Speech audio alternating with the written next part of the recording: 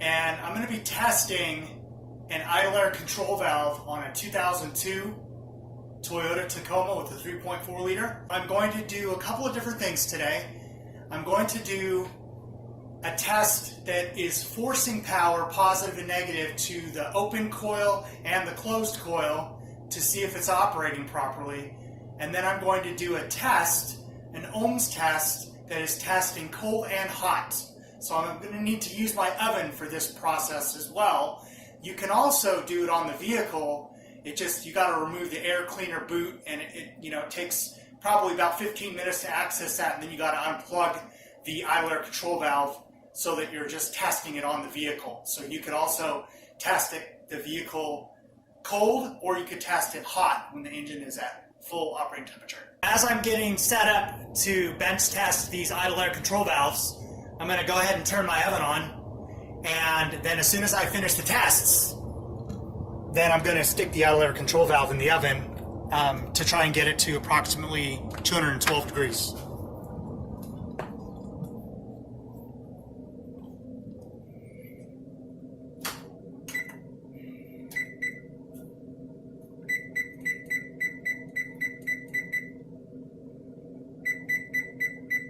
Okay, so let's get into this test. One important thing is you want to verify your test equipment. So get a test light and go to your battery and go to ground on the alligator end, and then you want to look for your positive. So here I've got positive, my light should turn on. Okay, so and I just ran a second wire here to test both valves to make this video easy to film, and then I've just gone and touched here and I got power here on this one, and then I've touched here and I got power here on this one. So I've verified that I have a good positive and it's in the middle, and the pin out in the very, very middle pin is positive power. So that's all good to go. And so then I'm going to take my alligator and I'm going to put it over to positive, and then I'm going to look to make sure that I've got a good ground here. Okay, I've got a good ground here, and then my power probe, when I go this way with it, it's going to go negative. So I've got power. So everything works. So that's the one important thing about automotive electrical testing and doing circuit integrity tests and just trying to, anything that you're going to be doing like this, you need to verify your test equipment is working, because it'll burn you. And you're going to MF yourself later for not checking your equipment. So check your equipment and make sure that everything's working. You got your positive and your negative. During this test, I'm going to be checking the old one, which is here. You can see it's got all this buildup from the coolant, dirty coolant, not being flushed enough times, I guess. And then I got a brand new idle air control valve from Napa Auto Parts, just so I could check and show you a comparison to a brand new one to an old, worn out, 20-year-old idle air control valve. Now I've got them both here, set up here on my bench. So I'll just show you what my notes are. This is a 2002 Toyota Tacoma 3.4 liter, and I'm going to be testing to see if the resistance is within the specifications, hot and cold. And then I'm going to check the operation of the idle air control valve by force feeding it power. And so what this is going to tell me is that doing these tests is going to tell me if this is a good valve or not. And so the first test here, and I'll put up some pictures of my notes here on the screen when I get to that point. So the first test that I'm going to do here, I've got it set up with a battery, just a 12-volt battery, and I've got a fused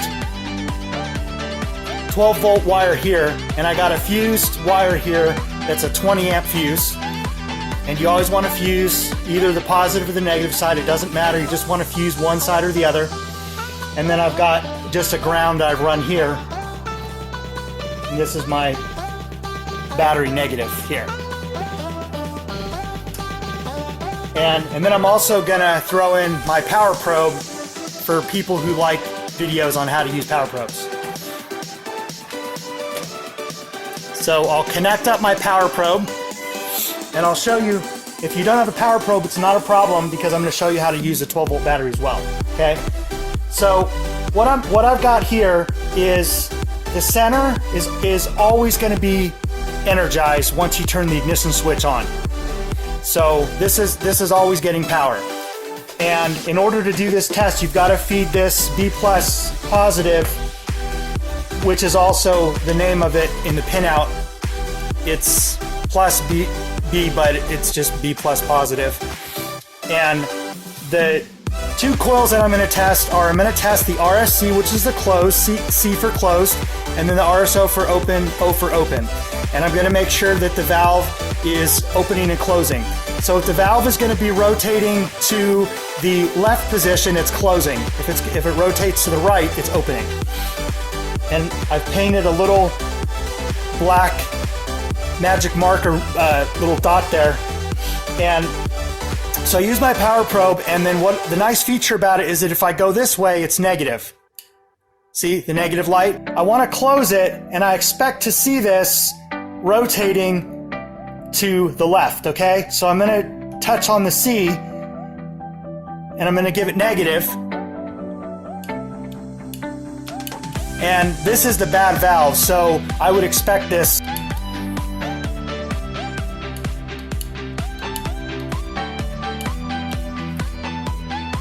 When I got set up earlier to film this old one was working, but now it doesn't want to work at all.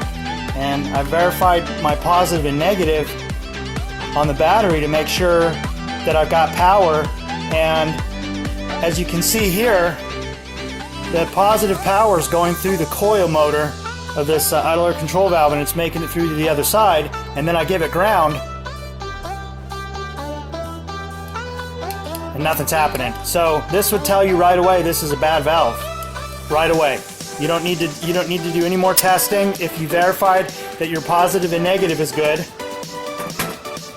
and you do this test, then it's definitely bad. I don't really need to do any more testing on this valve. I'm done. I know that this valve is junk, but I'll show you on this brand new one here with my power probe. I got my power in the middle, so I used a permanent marker to make a little black mark right there to show you how the valve opens and closes to make it easier to see. Now this part here, if you'll remember the pinout, you can kind of see in the camera, this is open, this is closed on the left, and this is open on the right. And so when I turn it like this is closed, and the other side's open right there. So I'm going to force feed it negative power, and you should see it rotate to the left. It means it's closing. Okay, so this is closed, and then I'll go to the other side, and it's going to go the other way. There we go. So this is a good working valve. I have no doubts about this valve. I know that it works. It's a good valve. Now, if you don't have a power probe, you just get your battery positive, going directly to your 12-volt battery, hook it up in the center, and then you take your ground. You could do the same thing.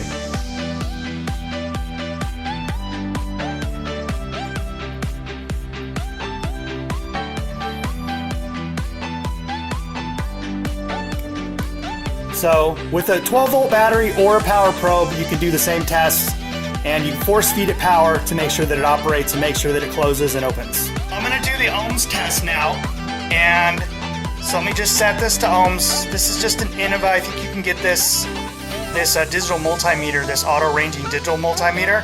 I think you can get this at O'Reilly Auto Parts. It's this Innova brand. Or you can get them in Walmart too. So this middle pin, here's the pin out. That's B+ positive. And then if you look here, I'm going to check for the coil close and the coil open. And as you can see here, it doesn't say, but I'm just going to tell you because I just made my notes here to make it easier to make this video to show you how to do this. What you do is you touch the middle pin, and then you touch either the outside or the other outside pin. And that's for the two coils for this idle air control valve. So if you look over here on this old one here that I've replaced, that I got it hooked up in the middle pin. And then I've got my digital multimeter set to ohms, so I'm gonna touch on the first coil here, which is the one on the right. And the specification for cold is between 17 and 25 ohms.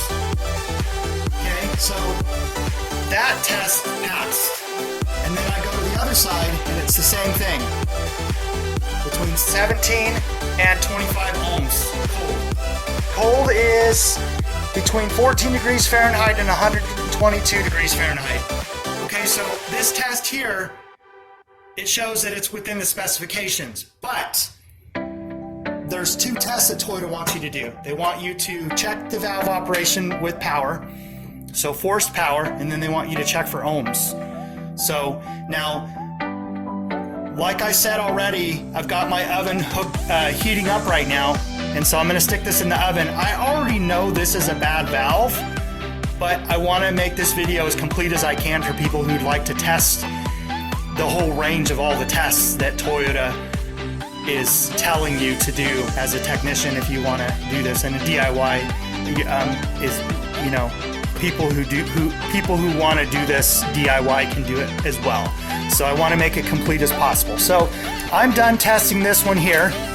Now I'm going to go to this brand new one from Napa Auto Parts, and I'm going to stick my connector here. Now remember, when you're checking for continuity or ohms or whatever, it doesn't matter how you hook them up. I can put the black one on here and red one, it doesn't matter. It doesn't matter how you hook it up because you're just checking from one end to the other to see, or in the middle here in the coil. But for continuity, you'd be checking from one end to the other to make sure there's no breaks or open circuits or whatever. So then I'm going to go and touch on this first pin.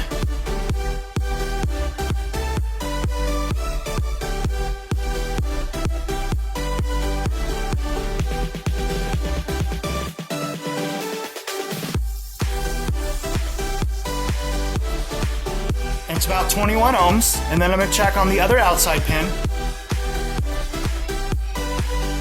and it's about 21 ohms. Now I'm not going to put this one in the oven because it's brand new, and I just got it for this video, and I'm going to return it. So it falls within the specifications for cold, which is between 17 to 25 ohms, and the temperature is again 14 degrees Fahrenheit to 122 degrees Fahrenheit. Now once I heat it up in the oven, the hot test is going to be from 122 degrees to 212 degrees. So I set my oven for 250 degrees, so I think I can just put it in there for like maybe 10 minutes.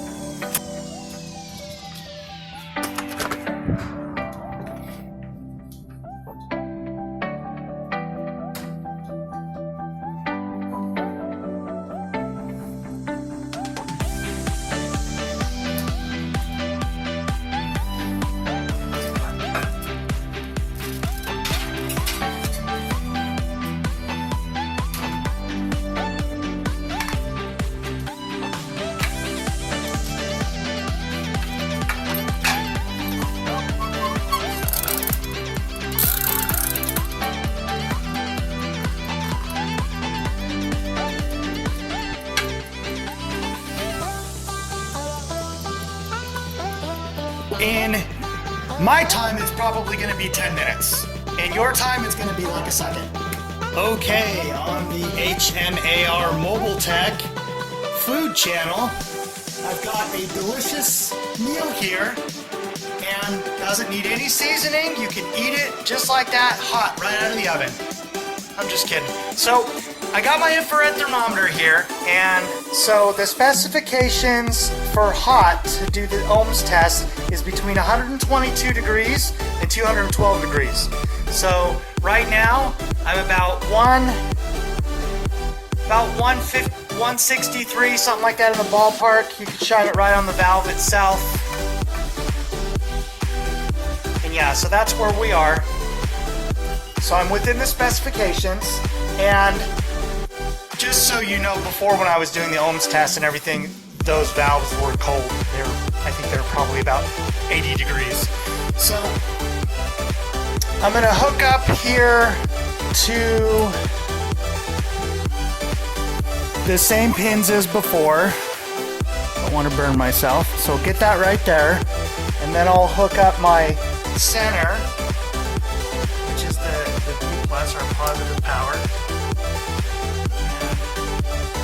And like I said, I know this valve is completely bad, but for the people who still don't know and they haven't actually confirmed 100% and they want to do this little bit extra testing, that's what this part of the video is for. So I just want to add this in as well. Keep it as complete as possible for you guys. Hopefully you guys appreciate these videos that I make for you as much as I like doing them. They are fun for me. And I already know a lot, but honestly I do learn a lot from doing these videos, because I do deep dives, and I do a lot of extra work that I wouldn't normally do. I do it, but not as thoroughly. Like, I just quickly run through the tests and just to make sure everything's looking good. And these videos, they're good for me too, as well as you guys, and I do learn a lot. So just to recap, what we're looking for is, for a hot idle air control valve, the coils need to be, this unit needs to be between 122 to 212 degrees Fahrenheit, which it is. And the first one I'm going to check is the open coil, RSO, and then the second one I'll check is the closed coil. So basically, you're just going to leave a wire in the middle, and you're just going to check these two outside pins. So as you can see here, I've just got one wire to my little poker tip here of my test leads of my digital multimeter, and then I'm going to check the open coil here first.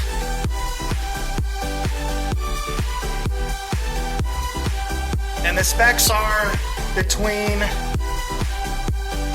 21.5 ohms and 29.5 ohms. So we're within the specifications on that coil. And then the closed coil,